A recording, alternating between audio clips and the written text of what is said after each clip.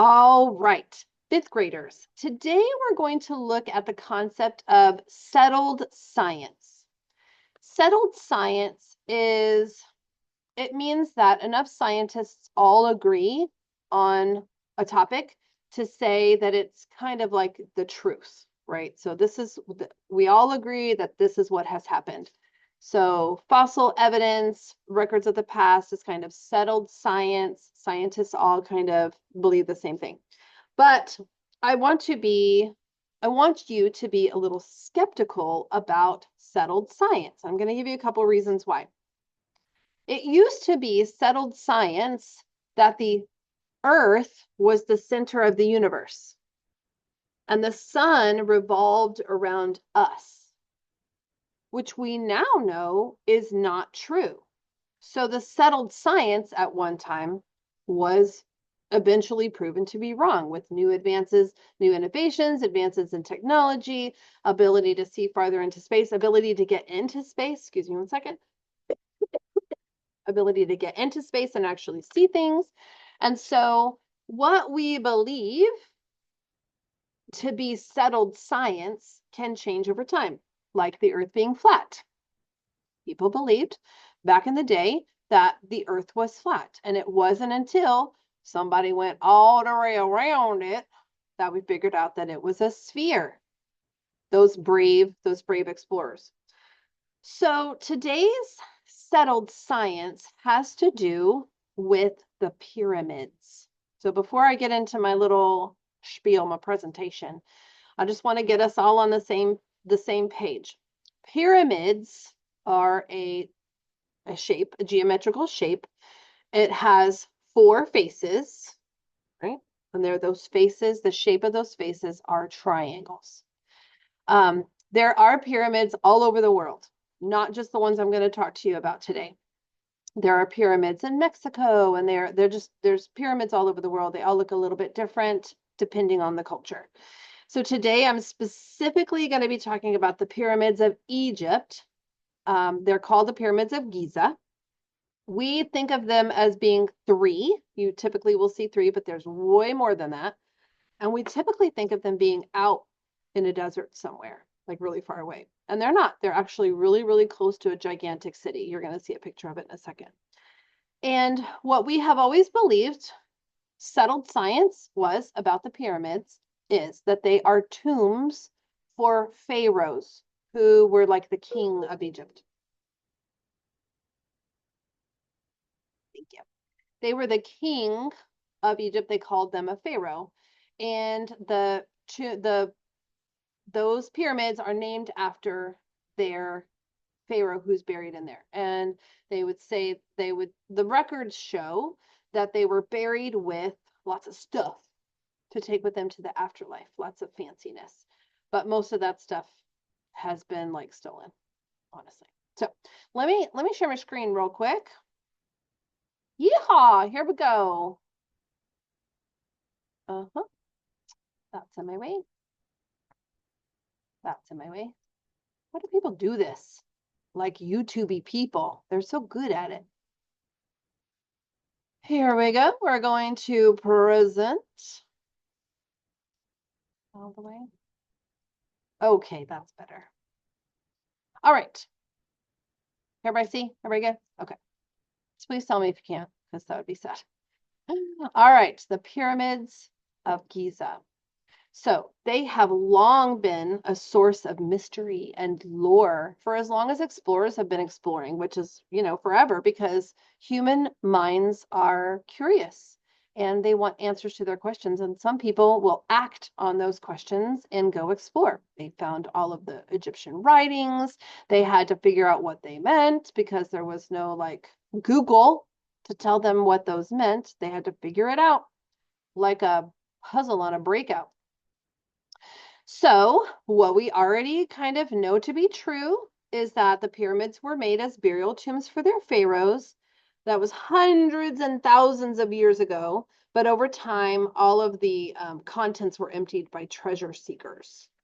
They were supposed to have a layer of limestone. So, if you look at these two pyramids here, this one has like an interesting cap at the top. That's limestone. And they were all covered with limestone, like an outer skin, an outer layer. And people stole it. Treasure hunters came and stole the limestone. So this is a different kind of stone that they used to build. And only this one pyramid has the leftover layer. Now, these huge structures were built without any kind of heavy machinery. It was all human powered, probably some donkeys, maybe some camels, but we didn't have engines. We didn't have bulldozers. We didn't have cranes back then. So these people would carry these stones into place. But these were not like Legos. They don't just stack on top of each other. There's actually an inner structure that's pretty cool. Here it is.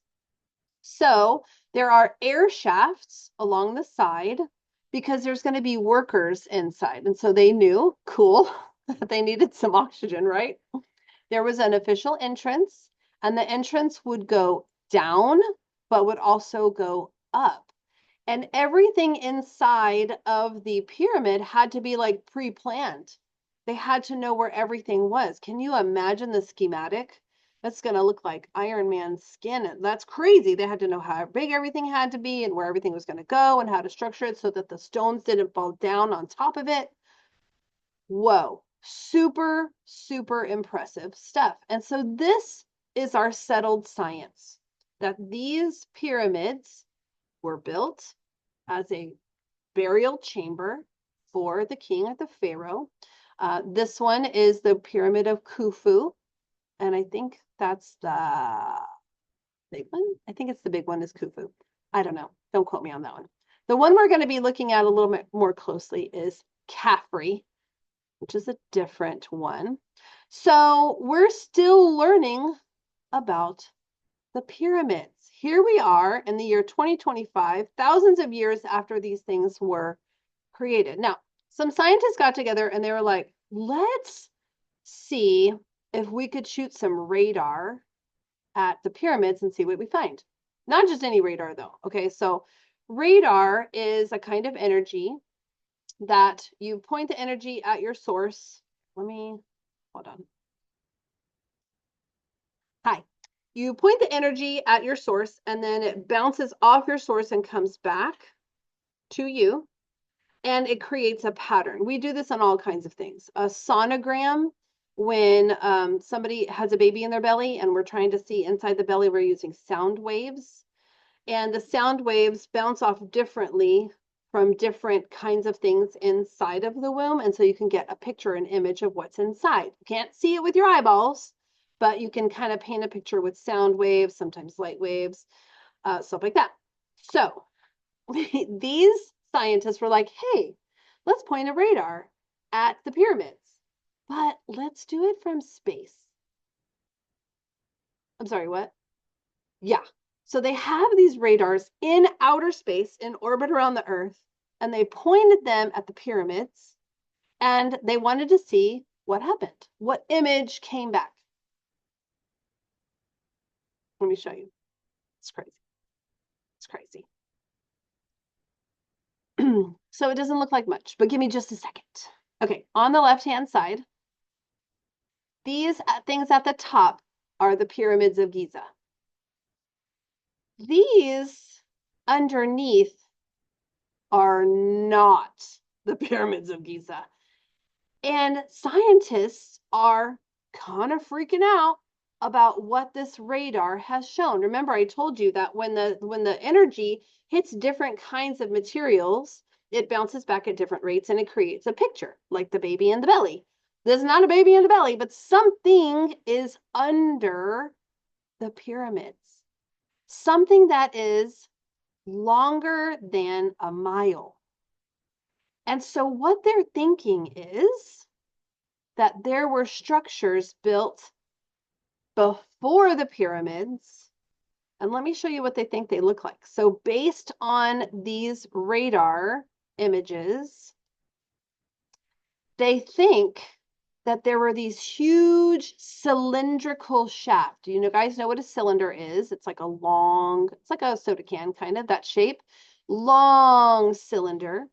And the yellow things are spiral pathways that you can walk down. And then below those cylindrical columns and pathways were 80-meter by 80-meter cubic, so like a cube, rooms. So they looked at these pictures, these images, and studied them from all the angles that they could get. And they believe that there's something happening underneath the pyramids. Everybody go, mind blown. Don't really say that. It's fine. That sounded very much like Apex, and I apologize to all the fifth grade teachers. Sorry. So the question is, now that we know our settled science might not be, what is under the pyramids? Is there a whole nother world that we don't know about underneath the pyramids? Now, before we get too excited, we're not sure. What, Miss Connor, you just did that whole thing. You sound so excited. Listen, guys, here's a picture of the pyramids and that gigantic city right next to them. Listen, guys, we need to be skeptical of things like this. We need to be open-minded to new ideas, but we need to see, okay, guys, that's a cool radar thing, and this is exciting, but let's pump the brakes a little bit. The scientist who did this study has been discredited by the science community for their work in UFOlogy. And it is exactly what you think it is, because ology is the study of something. It's the study of UFOs, which I don't have a problem with, because why not? But their work has been kind of frowned upon. Like, are you a walking conspiracy theorist, or what's the deal? They're not, they don't have like an upstanding reputation in the science community. The archaeologists who work on the pyramids basically are saying fake news. That is a quote that I read. I did not make that up. They said fake news. And they're saying that while there might be something underneath the pyramids, it is not all this that these people are describing. So I say all of this to tell you, one, science is so cool. So cool. And two, settled science. I don't really think it's a thing. I mean, don't tell anybody, but I don't really think that settled science is a thing.